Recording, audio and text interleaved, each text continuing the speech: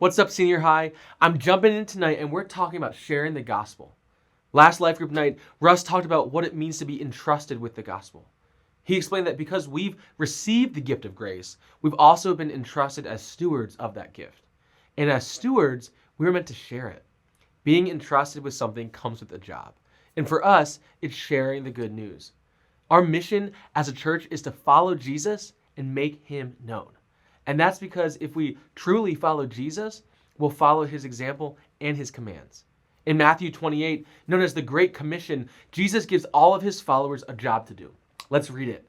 And Jesus came and said to them, "All authority on heaven and on earth has been given to me. Go therefore and make disciples of all nations, baptizing them in the name of the Father and of the Son and of the Holy Spirit." We're called to go and make disciples. And imagine what it would be like if we actually took this seriously. Just for a minute, think about this with me. What if every person in your life group started sharing Jesus with one person? That's like 10 new people. And now, if every life group did that, that's probably like 100 people. And say that 50% of those people accept Jesus. It could be more, I don't know. God works in amazing ways. Anyway, that's 50 new people who are saved in Jesus. And then what do those 50 do? They start sharing it with one person each. We also don't stop. We keep sharing the faith with the people around us and finding new people to share Jesus with as those 50 accept Jesus and begin doing that themselves. Adding that all up, that's like 200 people who could have the opportunity to hear and respond to the gift of Jesus if we all just said, one person, I'll share Jesus with one person.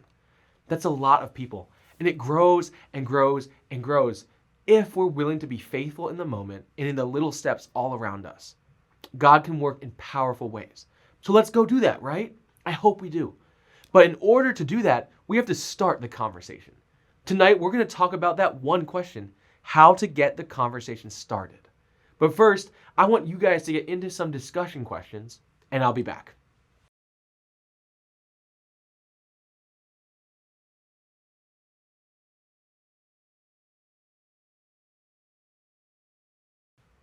Simply talking about the gospel can happen quickly, maybe. But making disciples is a long process. Why? Because it's all about relationships. The gospel is all about relationships. The heart of salvation is restoring our relationship back to God. It was because of his love for us that Jesus came. God is relational, and so is the gospel. Sometimes it's easy for us to think of sharing the gospel as a quick one-time speech we spout off to someone. But the Great Commission calls us to make disciples, not just share information, but to make disciples. We might be tempted to think of sharing our faith as something we can check off a to-do list, but we're called into something so much deeper. It's like giving someone a map instead of walking along the trail with them.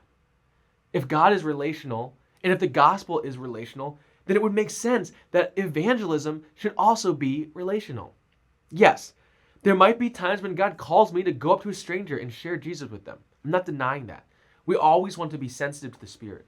But if you do that, you better be prepared to step into the relational opportunities he's going to provide after that. More often than not, the best way to think about evangelism is in the context of relationships. Why is making disciples the most fruitful in relationships?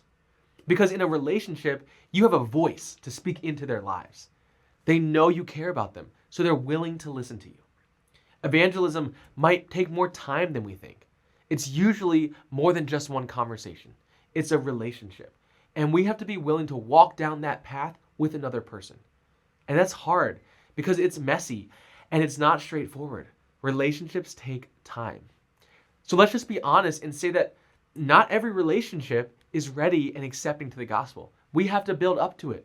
We have to build relational capital so that we have the respect and the invitation to start spiritual conversations. Think about your life. Who are the people who you're most likely to listen to when they tell you something? If your best friend stopped you and wanted to tell you something that they're really excited about, you'd probably listen. Why? Because they've earned a voice in your life. You know they care about you. And so you're willing to receive what they have to say. Or think about your life group leaders. If you've seen them love and care for you, because they've already proven that in your relationship, when they speak into your life, you're willing to listen. because they've proved they care about you. In 2019, the Barna Group did a study surveying people who are not Christians and asked what do they value most in someone they'd be willing to have a spiritual conversation with. Here are the top 3 qualities they listed. 1, listen without judgment. We have to be willing to listen to people's stories, their hearts, even their hurt, before telling them what to do. The second, allow them to draw their own conclusions.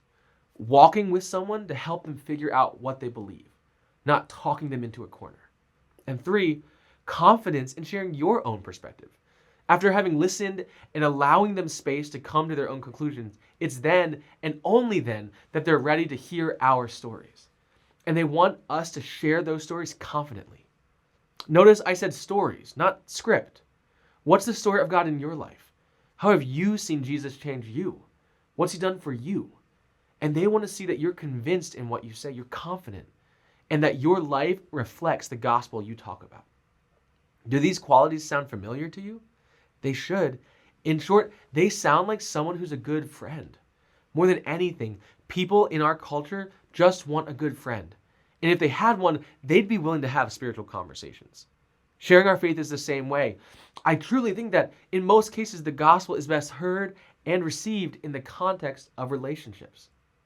Now, I want to give you some time to talk about this idea as a group, and then we'll come back and we'll talk through some really practical ways to start doing this.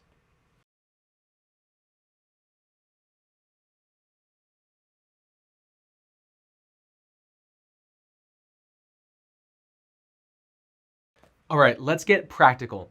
What are ways to start gospel conversations? Build relationships. The gospel is relational. Who are you in relationship with? Or who could you be in relationship with? Who is already in your life that you're uniquely positioned nearby to share Jesus with? Who are your teammates or your friends or your siblings or your classmates? Start identifying the people in your life who you're already close to, your neighbors, and think about the way that God might have put you exactly in that spot so you could share the gospel with those people in a way that nobody else could. Maybe there are people you're already in relationship with.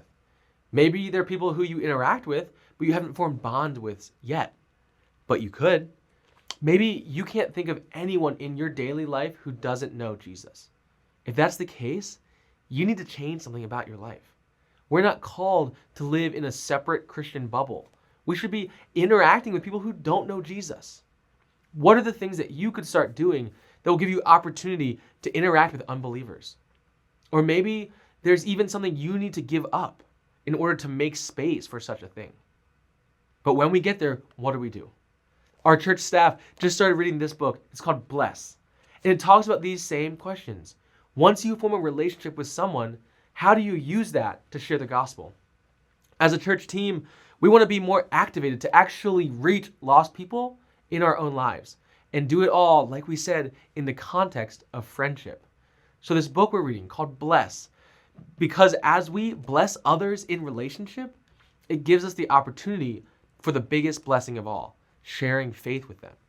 And Bless is actually an acronym. It's 5 practical steps that we can do to bring the gospel into people's lives. So I want to go through them all with you. And this is taken almost exactly from this book.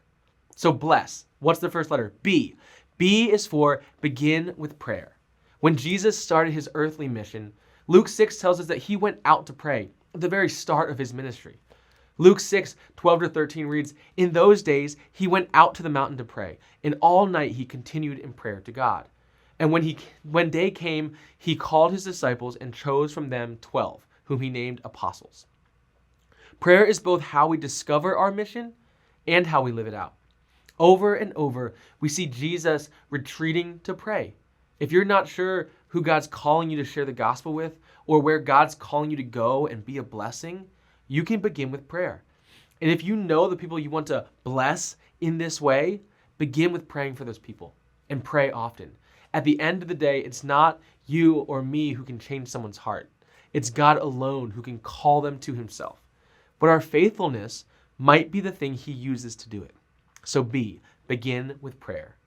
The next letter is L. L stands for listen. Asking questions and listening was central to Jesus' life and teaching. Consider the blind man in Luke 18. Jesus didn't assume the blind man wanted to see. First, he asked, "What do you want me to do?" And then he listened. In the Gospels, Jesus asked many more questions than he answered. Of the 183 different questions he received, Jesus only answered a handful. Any relationship starts with listening to someone's words and life. True listening may be the kindest, most loving gift you can give someone. L, listen. Next we have E, and this one's my favorite. E is for eat. Jesus liked to eat. Over and over, we see Jesus spending time with tax collectors and sinners doing what? Eating.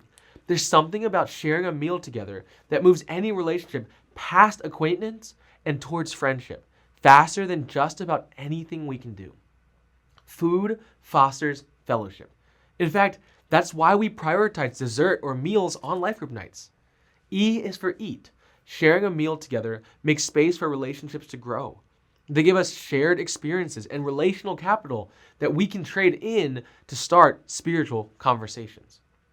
The next letter is S. S is for serve. Jesus told us straight up in Matthew 20:28, "The Son of Man came not to be served, but to serve, and to give his life as a ransom for many." He modeled for us that once you begin with prayer, listen, and eat with someone, there's a good chance you'll discover how you can best serve the person that God is asking you to share the gospel with. S is for serve. B-L-E-S. The last letter is also S. This time, it stands for story. When people were ready to listen, Jesus would share his story. Like when doubting Thomas came to him asking, "How can we know the way?" Jesus said to him, "I am the way and the truth and the life. No one comes to the Father except through me."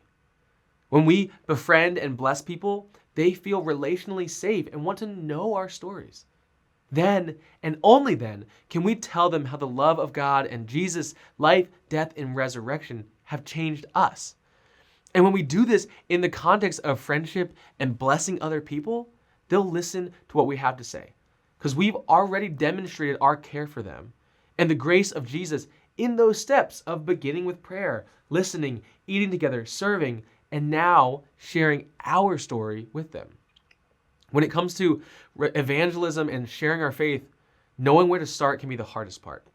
But I think this BLESS acronym is a really simple and biblical way to start sharing our faith with the people around us. So what's stopping us? Let's go and do it together and watch in amazement as God changes life after life after life, just like he changed ours, all around us. I want you guys to spend the rest of the night thinking about how you can start to do this with the people in your life. So let's actually name who those people are. Be specific so that we can do it together.